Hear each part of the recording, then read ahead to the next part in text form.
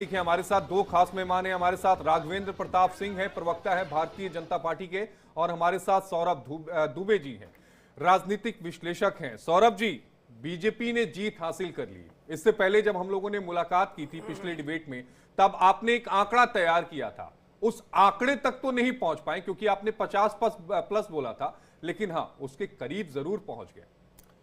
देखिए, मुझे तो उम्मीद है कि हो सकता हो शाम को होते होते 50 तक पहुंच जाए। 50 का मैंने बोला था, 50 प्लस। और मुझे पूरी उम्मीद है कि 47 सीटें अभी वर्तमान में भारतीय जनता पार्टी की दिखा रहा है, और ये शाम होते होते हो सकता हो 50 का आंकड़ा छू जाए। बहरहाल देखिए, भारतीय जनता पार्टी पर जिस प्रकार से दिल्ली की जनता ने उनको अपना आशीर्वाद दिया है इतने प्रचंड बहुमत के साथ, और प्रधानमंत्री श्री नरेंद्र मोदी जी पर जो इतना बड़ा विश्वास जताया है, वो कहीं ना कहीं भारतीय जनता पार्टी के लोगों को लिए प्रेरणा स्रोत है कि अब उनको आगे चल करके किस प्रकार से दिल्ली की जनता के लिए विकास के कार्यों को बहुत ही मजबूती के साथ उसको करना चाहिए। बिल्कुल, और ये जिम्मेदारी काफी बड़ी है। हमारे साथ राघवेंद्र प्रताप सिंह भी जुड़े हुए हैं, प्रवक्ता है बीजेपी के। राघवेंद्र जी, कितनी चुनौती है, क्योंकि मैनिफेस्टो में तो बड़े बड़े वादे किए गए हैं, आम आदमी पार्टी की जो योजनाएं हैं उन्हें बरकरार रखना, और इसके अलावा जो नई योजनाएं बीजेपी की तरफ से मैनिफेस्टो में दी गई थी, क्या उन्हें कर पाना आसान होगा? कितनी चुनौती मानते हैं दिल्ली में? देखिए, भारतीय जनता पार्टी एक सेवा करने वाला राजनीतिक दल है। जहाँ हमारी सरकार होती है वहाँ हम लोग सरकार के माध्यम से सेवा करते हैं, जहाँ नहीं होती है संगठन के माध्यम से सेवा कर रहे हैं। लगभग आधे राज्यों में हमारी सरकार बनी हुई है। हम लोगों ने जहां जहां घोषणा पत्र के माध्यम से जो जो बातें कही हैं, लगभग उनको पूरा कर दिया। उत्तर प्रदेश में बैठा हुआ हूँ, उत्तर प्रदेश में हम लोगों ने जो घोषणाएं की थी, पहले साल 90%, उसके बाद दूसरा साल चल रहा, हम लोग 100% जो भी हम लोग घोषणाएं की थी वो सब पूरी कर दिया। निश्चित रूप से भारतीय जनता पार्टी ने जो घोषणाएं की है उनको 100% पूरा करेगी, और जो योजनाएं वहां चल रही है जनहित की, उनमें कतई भी कोई पूर्वाग्रह के चलते कोई उसमें छेड़छाड़ नहीं की जाएगी। जो बेहतर होगा उससे बेहतर काम किया जाएगा। दिल्ली की जनता ने जो भारतीय जनता पार्टी को अभूतपूर्व विजय दिलाई है, साथ साथ आम आदमी पार्टी की जो दुर्दशा कर दी है, जो उनकी विचारधारा को नस्तनाबूद कर दिया है, केजरीवाल तक हार गए हैं, इसके अलावा मनीष सिसोदिया हार गए हैं, इसके अलावा संदीप जैन हार गए हैं, तो बचा क्या है आम आदमी पार्टी के बाद? आम आदमी पार्टी को अपनी पार्टी के बारे में, अपने नेताओं के बारे में, अपने कार्यप्रणाली के बारे में दोबारा सोचना चाहिए। उन लोगों ने किस प्रकार दिल्ली में के लोगों को ठगा, किस प्रकार से दिल्ली के लोगों के साथ बेईमानी की, इसीलिए उनके बड़े बड़े नेताओं। लेकिन राघवेंद्र जी, जरा ये भी बताते चलिए ना कि सीएम कौन होगा? सीएम का चेहरा है, कौन है? नहीं, सीएम तो देखिए, हम लोग कोई एक राज्य के में राजनीति करने वाले राजनीतिक दल नहीं है। हम लोगों का जो विधायक जो है, विधायक लोग अपना विधानमंडल दल जो है वो तय करेगा, उसी को मोहर लगाई जाएगी। क्या सरप्राइजिंग चेहरा होगा? क्या हमने मध्य प्रदेश में देखा, हमने राजस्थान में देखा, क्या उसी तरह कोई चेहरा होगा क्या, या फिर उस तरह का चेहरा होगा जो हमने हरियाणा में देखा और महाराष्ट्र में देखा? थोड़ा धैर्य रखिए, अभी चर्चा होने दीजिए विधायकों से। कोई हमारी परिवारवादी राजनीतिक दल नहीं है। अगर सरकार बन गए तो निश्चित रूप से वही व्यक्ति चेहरा होगा। अभी चर्चा होगी, चर्चा महाराष्ट्र की तरह खींचेंगे तो नहीं ना? नहीं, कोई सवाल ही नहीं उठता है। बहुत जल्दी ही विधायकों के साथ चर्चा करके आप सहमति बना दी जाए, जल्दी चेहरा सामने होगा, जैसे कि आप बता रहे हैं। हमारे साथ और भी मेहमान जुड़ चुके हैं। यश भारती जी हमारे साथ जुड़े हैं, प्रवक्ता है एसपी के। शेखर कुमार जी जुड़े हुए हैं, पॉलिटिकल एनालिस्ट हैं। आप दोनों का बहुत बहुत स्वागत है इंडिया डेली पर। शेखर जी, आपसे समझना चाहेंगे, जिस तरह से हमने देखा आम आदमी पार्टी की ये जो जितनी सीटों का दावा किया था, ये कहेंगे उतनी सीटें नहीं मिल पाई है, क्या विश्लेषण करेंगे सर इस हार का?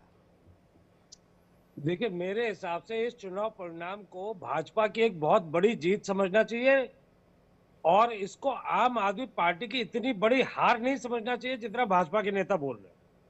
क्योंकि अगर आप फाइनली देखेंगे तो इन वोट्स में सिर्फ 2% का अंतर है। भाजपा को जो वोट मिली और आम आदमी पार्टी को जो वोट मिली है, भाजपा के पास सिर्फ 2% का है। परंतु उससे ज्यादा बड़ी बात यह है कि 27 साल के सूखे के बाद अगर ये आए हैं, जिनकी लगातार 7 सांसद पिछले 3 टर्म से दिल्ली में थे, अगर वो 2% ज्यादा वोट लेकर अगर दिल्ली में आए हैं सत्ता में, तो ये बिल्कुल उनके लिए एक बहुत जिम्मेदारी की बात है। हमको इस चुनाव को बहुत एक अलग तरीके से भी देखना है कि ये पहला चुनाव था जो मतलब अन्य राज्यों से बहुत अलग था। अन्य राज्यों में जहां स्कूलों पे बात नहीं होती, हॉस्पिटलों पे बात नहीं होती, प्रदूषण पे बात नहीं होती, यमुना का बार बार मुद्दा उठ रहा है। यमुना जो आगरा में है क्या वो मैली नहीं है? या गंगा जो कानपुर में है वो मैली नहीं है? क्या वहां प्रदूषण नहीं है? लेकिन ये भारतीय राजनीति में एक बहुत बड़ा परिवर्तन आया है। मैं उम्मीद करता हूं कि जिस तरीके से जनता के लिए जो सुविधाएं केजरीवाल सरकार ने जो लागू करी थी, वही भाजपा ने जारी रखने की जो नीति रखी है, बहुत अच्छी बात है। जनता के टैक्स का पैसा उसको बेनिफिट मिलना चाहिए और इसी तरीके के कॉम्पिटिटिव राजनीति होनी शेखर चाहिए जी, जो पॉजिटिव हो, आप यहाँ जिसका वोट रिजल्ट प्रतिशत का जनता के लिए जिक्र आए। कर रहे थे। अगर हम बात जी। करें 2020 और 2025 में, तो आम आदमी पार्टी के तकरीबन 11% वोट कम हुए हैं फीसदी में, बीजेपी के तकरीबन 10% के करीब बढ़े हैं। जिन आप 2% वोट का जिक्र कर रहे थे, तकरीबन 2.33 यानी 2.5% का जो वोट है वो कांग्रेस पार्टी का बढ़ा है। अगर कांग्रेस और आम आदमी पार्टी दोनों एक साथ मिलकर चुनाव लड़ते तो शायद नतीजे कुछ और हो सकते थे। देखिए, इसमें मेरे हिसाब से राहुल गांधी जी के लिए समझना बड़ा जरूरी है कि वो मुख्य प्रतिद्वंदी नरेंद्र मोदी और भाजपा को मानते हैं या केजरीवाल को मानते हैं। कांग्रेस अपनी जो देश में जो उसकी स्थिति है उसका सही आकलन नहीं कर पा रही है। कांग्रेस जिस तरीके से चुनाव लड़ रही है, ये जितनी सीटों पे अगर आप देखेंगे जो बहुत क्लोज मार्जिन से गई है, वो सारी की सारी कांग्रेस को जो वोट्स गई हैं। तो यही बात ये गुजरात में भी इन्होंने गठबंधन नहीं करा, नुकसान उठाया। हरियाणा में भी इन्होंने गठबंधन नहीं करा, नुकसान उठाया। जी।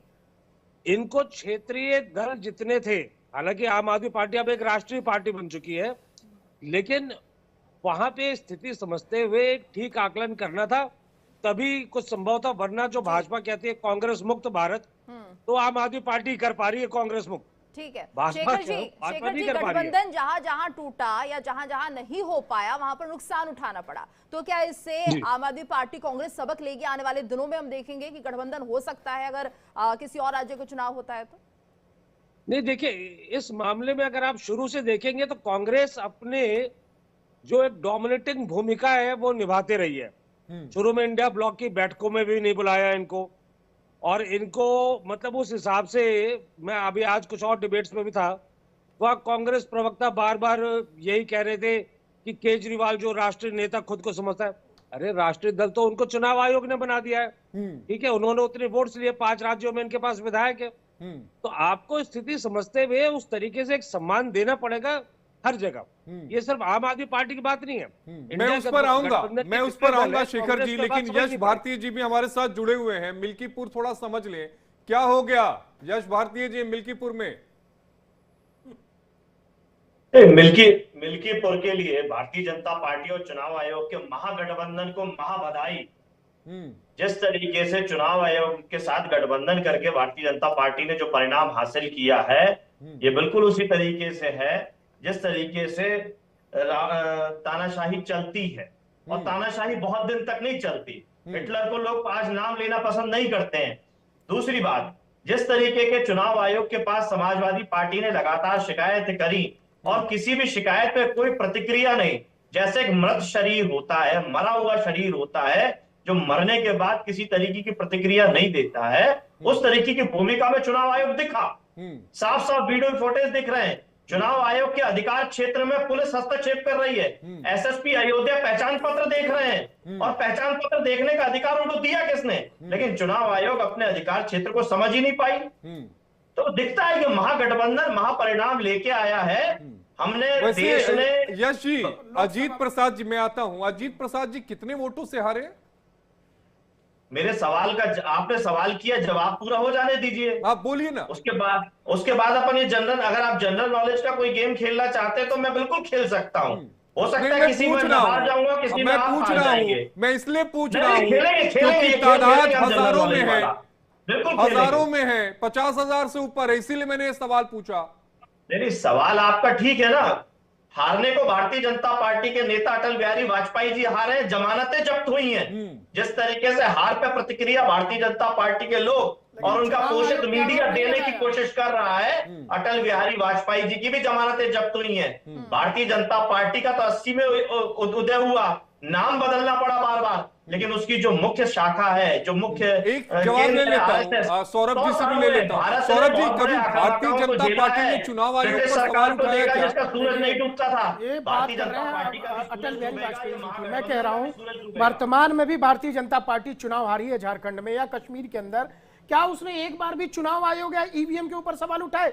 मुझे बड़ा आश्चर्य होता है, समाजवादी पार्टी 37 सीटें जीतती है लोकसभा में, तब चुनाव आयोग सही था, तब ईवीएम मशीन सही थी, तब प्रशासन सही था, लेकिन एक मिल्कीपुर में जनता का जनमत देखिए, हमारी 60 सीटें आती, माननीय अखिलेश यादव जी ने लोकसभा में कहा तो आप 60 सीटें आती, तो आप गलत वहां पर भी अगर चुनाव आयोग को आप दोषी ठहरा रहे हैं तो आपने सरेंडर क्यों नहीं कर दिया?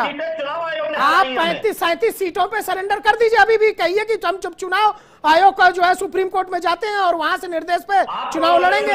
अगर आपको लगता है कि गलती से अगर गलत आप लोगों ने सीटें जीती है तो 37 सीट सरेंडर कर दीजिए। कमाल है। बताइए, जब अवधेश प्रताप यहाँ से जीत रहे थे उस वक्त क्या इतनी सख्त चेकिंग नहीं थी? यश जी सर एक जवाब और दे दीजिए। जब अवधेश प्रताप यहाँ से जीते उस वक्त चुनाव आयोग सही था? जो यहाँ से जीत जाते हैं उस वक्त ठीक काम कर रहा था चुनाव आयोग? जी अवधेश प्रताप जी सुन पा रहे हैं? यश जी मैं क्या बोल रही हूँ? यश भारती जी, आप ही से सवाल है।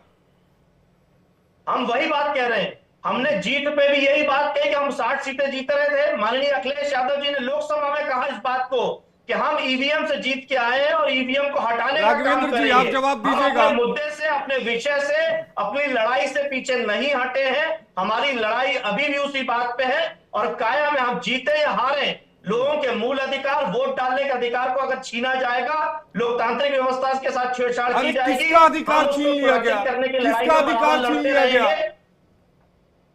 किसका अधिकार छीना गया? चुनाव आयोग का काम है एक बड़ी खबर आ रही है, अरविंद केजरीवाल से मिलने आतिशी पहुंची है। कालका जी सीट से जीत दर्ज करने के बाद आतिशी ने मुलाकात की है। आतिशी ने 3,580 वोटों से रमेश बिधूड़ी को हराया है। इस वक्त की बड़ी खबर आपकी टीवी स्क्रीन पर। बिल्कुल, और अरविंद केजरीवाल से मिलने पहुंची हैं आतिशी। कालका जी सीट से आतिशी ने जीत दर्ज की है। आतिशी ने 3,580 वोटों से रमेश बिधूड़ी को हराया है। ये बड़ी खबर आ रही है, कालका जी सीट से दर्ज कर ली है जीत आतिशी ने, और ऐसे में अब अरविंद केजरीवाल से मिलने के लिए वो पहुंची हुई हैं। तो आतिशी ने यहाँ पर 3,580 वोटों से रमेश बिधूड़ी को हरा दिया है। और इस वक्त हमारे साथ लगातार मेहमान जुड़े हुए हैं। यश जी, आपसे हम समझ रहे थे कि आखिर आप कह रहे हैं कि जो चुनाव आयोग है उसकी भूमिका निष्पक्ष नहीं है, वो कहीं ना कहीं बीजेपी का फेवर कर रहा है, सपोर्ट कर रहा है, जिसके चलते ये जो हार हो जाती है ना आपकी, इसकी वजह यही है। देखिए, लगातार जिस तरीके से लोगों के यहाँ चुनाव की पर्ची पहुंचाने का काम चुनाव आयोग का है, तक ऐलान कर दिया था कि मनीष सिसोदिया डिप्टी सीएम होंगे, क्या कहना चाहेंगे कि कहाँ गया वो सारा कॉन्फिडेंस? अब क्या काफी धरा रह गया दिख रहा है? कॉन्फिडेंस दिखाने में तो उनकी कला है, आम आदमी पार्टी वालों की कला है, और लेकिन मुझे पूरा यकीन था कि इस बार आम आदमी पार्टी दिल्ली से जा रही है। और जिस दिन जाटों के बारे में अरविंद केजरीवाल जी ने कुछ कहा था, तो मैंने उस दिन ये भी कहा था कि आप देख लीजिएगा ये सीट भी न्यू दिल्ली से एक जाट से ही हारेंगे, और वही हुआ एग्जैक्टली। आप खुद ने भी आपने कैबिनेट संभाला अपने कार्यकाल में, अब आपको क्या लगता है कौन सा चेहरा आप देख रहे हैं, कि आप खुद को देख रहे हैं दिल्ली के सीएम की रेस? वो पार्टी जो निर्णय लेगी वहाँ से, पार्टी जो है वो पहले है, पार्टी क्या निर्णय लेगी उसके हिसाब से आगे की जो उनका मार्गदर्शन होगा उसके हिसाब से आगे चलेंगे। कैलाश गहलोत साहब को सुन रहे थे आप, जो प्रतिक्रिया अपनी दे रहे थे। हम यश भारती जी, आप कुछ कह रहे थे, आप अपनी बातें पूरी कर लीजिए, उसके बाद उसका जवाब राघवेंद्र प्रताप सिंह जी से ले लेंगे। देखिए, चुनाव आयोग का जो काम होता है कि निष्पक्ष चुनाव हो, लोगों के वोट डालने के अधिकार से वंचित ना दिया जाए, ज्यादा से ज्यादा लोग वोट डाल सकें। लेकिन लगातार वोटिंग कब हुई क्या मिल्कीपुर में? फिर आपने एक सवाल पे सवाल कर दिया, जवाब नहीं आने दिया मेरा। नहीं, आपका जवाब जिस तरीके से समाजवादी पार्टी के एजेंट्स को मॉक पोल से बाहर कर दिया गया, अन्य प्रक्रियाओं से पोलिंग बूथ से बाहर कर दिया गया, इस बात की जब शिकायत करते हैं तो चुनाव आयोग कोई प्रतिक्रिया नहीं देता। मैंने सवाल पूछा कि आईपीएस को, एसएसपी को अधिकार है क्या? राघवेंद्र प्रताप सिंह जी, जवाब दीजिए इसका। लेकिन उस पर कोई जवाब जवाब नहीं आता। लोगों को वोट डालने के अधिकार से अगर वंचित किया जा रहा है, एक व्यक्ति 6 वोट अब सुन लीजिए यश भारती जी, बोल लिए ना, राघवेंद्र जी को सुन लीजिए ना, इसीलिए कोई विरोध नहीं। अरे सुन लीजिए एक बार, राघवेंद्र जी को सुन लीजिए, फिर जवाब दे दीजिएगा ना। हारे या जीते, लोकतंत्र मजबूत होना चाहिए। लोकतंत्र मजबूत है, लोकतंत्र मजबूत है, लोकतंत्र मजबूत है यश भारती जी, लोकतंत्र मजबूत है, तभी विपक्ष इतनी मजबूती से अपनी आवाज भी उठा रहा है और हर कदम पर। राघवेंद्र जी देखिए, अगर ये जीतते हैं तो लोकतंत्र मजबूत है। भारतीय जनता पार्टी की सरकार बनती है, भारतीय जनता पार्टी का विधायक जीतता है तो लोकतंत्र खतरे में पड़ जाता है। कमाल का लोकतंत्र है। अरे भाई, अगर आपको सुन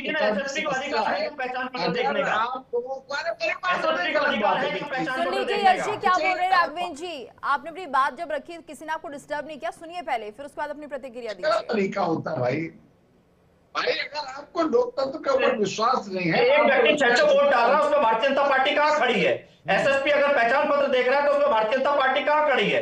दूसरी विपक्षी दल समाजवादी पार्टी के पोलिंग एजेंट्स को अगर बाहर कर दिया जाता है पोलिंग बूथ से, तो उसमें भारतीय जनता पार्टी कहां खड़ी है? ठीक रहा, पीवीएम पे फोड़ेंगे, चुनाव आयोग पे फोड़ेंगे, ये बता दीजिए। उत्तर प्रदेश में जब मुलायम यादव कोई की सूची सरकार है थी, तो उस वक्त क्या था? गीतू, मुझे लगता है कोई सूची है तो वो सूची बता दीजिए। नंबर 1 चुनाव आयोग, दूसरा प्रशासन, ऐसी कोई सूची तैयार कर की है क्या आप यश भारती जी? परमानेंट सूची है, हमने तो सूची दी है ना, सूची है। यश जी, कुछ भी गलत हुआ है तो आपको ये राइट है भारत में, तो चुनाव आयोग ने हमसे मांगी वो सूची, अधिकार है, आप चैलेंज कर सकते हैं चुनाव को। यश जी, आपको लग रहा है कोई बेईमानी हुई है, चुनाव आयोग सही नहीं है, तो आप अपना हक मांग सकते हैं, चैलेंज कीजिए इस चुनाव को, निरस्त करवाइए। करेंगे, जनता के बीच में कब करेंगे सर? नहीं, कोर्ट जाएंगे क्या यश भारती जी? कोर्ट जाएंगे क्या? हाई कोर्ट या सुप्रीम कोर्ट जाएंगे क्या? एक मिनट रुकिए सौरभ जी, आप हाई कोर्ट या सुप्रीम कोर्ट जाएंगे क्या? मैं आता हूं आपके पास। हमें जहां जाना होगा हम वहां जाएंगे। आप फिर कह रहे हैं जनता के बीच में जाएंगे, उसी जनता के बीच में जिसने आपको हराया है, फिर आप कहेंगे ईवीएम का दोष है। अब अगर आपको लगता है कि आपने फेयर फाइट आपके साथ नहीं हुई है, निष्पक्ष चुनाव आप लोग नहीं लड़ पाए हैं, तो आप जाइए ना, कोर्ट में क्यों नहीं जाते? दिखाने के लिए हम आपकी निष्पक्षता पर सवाल नहीं करेंगे, आपके पैकेज पर सवाल नहीं करेंगे हम। चलिए ठीक है, राघवेंद्र जी आप अपनी बात पूरी कीजिए सर, बताइए। कमाल की बात करते हैं इन लोगों ने। विधानसभा चुनाव में जब बुरी तरह पराजित हुई थी तो अखिलेश यादव ने कहा था हर बूथ से मेरे 3000 वोट चुनाव आयोग ने काट दिया। चुनाव आयोग ने इनसे पूछा भाई बताइए सूची दीजिए, तो ये फर्जी हलफनामे 18,000 फर्जी हलफनामे बनवा करके दे आए।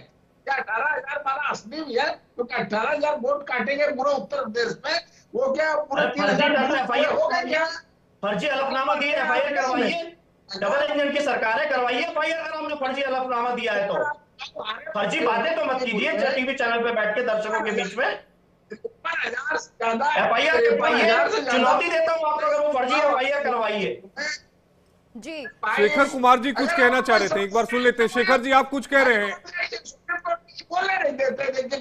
नहीं, उन्होंने कहा कि वो सुप्रीम कोर्ट नहीं जाएंगे। मैं क्लियर कर देता हूं, उन्होंने ये भी बोला कि मैं हाई कोर्ट नहीं जाएंगे, उन्होंने बोला हम जनता के बीच में जाएंगे, उसी जनता के बीच में जिस जनता ने इनको हराया है। फिर कह रहा हूं जनता ने नहीं हराया है। हाँ, आप रिपीट मत कीजिए उस बात को। अगर आपको विश्वास नहीं था प्रत्याशी ने खड़ा करते, पूरे प्राण लगा दिए। डिम्पल यादव भी प्रचार में गई, अखिलेश यादव सर के बल खड़े हो गए। यश भारती जी, इलेक्शन पिटीशन फाइल होता है ना, इलेक्शन पिटीशन फाइल करवा दीजिएगा कैंडिडेट से, क्या दिक्कत है? एक बार सुन लेते हैं शेखर कुमार जी को। देखिए, मुझे ये कहना है कि चुनाव आयोग का जो काम है वो निष्पक्ष होने के साथ निष्पक्ष दिखना भी चाहिए। अभी दिल्ली में जो नए वोटर्स जुड़े, अभी आप केजरीवाल जी का मार्जिन देखिए, जो इनके नेताओं ने एक लिस्ट दी थी कि एक घर में जहां 3 वोट होते थे वहां 23 वोट हो गए, 30 वोट हो गए, 40 वोट हो गए, 2 कमरों के मकान में 36 लोग रह रहे। ये सारी सूची थी, लेकिन अगर आप उतनी वोटों को जोड़ लेंगे सिर्फ उन्हीं नेताओं की, तो आपको ये मार्जिन पता लग जाएगा केजरीवाल जी क्यों हारे। मसला ये है कि जो कोर्ट की बात हो रही है, 2019 में बहुत सारी इलेक्शन पिटीशन गई, सुप्रीम कोर्ट गई, चीफ जस्टिस ने सब क्लब करके, उस टाइम गोगोई साहब चीफ जस्टिस थे, और वो एक लाइन में उन्होंने सब क्लीन चिट दे। गोगोई साहब कहां पहुंच गए वो सब जानते हैं। तो मसला ये है कि ये हिंदुस्तान में जो संवैधानिक संस्थाएं हैं उन पर विश्वास बना रहना बहुत जरूरी है कि आम आदमी पार्टी को चीजें वो आरोप लगा रही है, समाजवादी पार्टी आरोप लगा रही है, कांग्रेस आरोप लगा रही है। मसला ये है कि एक कोई भी आम आदमी उसको जरूर नजर आए कि संवैधानिक संस्थाएं सच में स्वतंत्र हैं। एक्चुअली दिक्कत ये हो रही है सौरभ जी कि संवैधानिक संस्थाओं को लोग अपने अपने चश्मे से देख रहे हैं। चूंकि आपने बात सुप्रीम कोर्ट की, इसी सुप्रीम कोर्ट ने चुनावी बॉन्ड को रद्द किया था ना, तब तो बहुत ज्यादा वाहवाही हुई थी। एक बार नहीं 42 याचिकाएं ईवीएम को लेकर देश के अलग अलग हाई कोर्ट्स और सुप्रीम कोर्ट में दाखिल हुई हैं।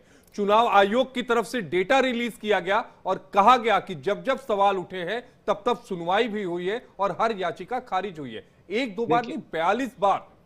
देखिए मैं आता हूं शेखर जी, मैं आपके सौरभ जी मैं आपके पास आऊंगा, लेकिन वक्त एक ब्रेक का हो गया। ब्रेक के बाद हम आपके पास आते हैं, फिर आपसे जवाब लेंगे।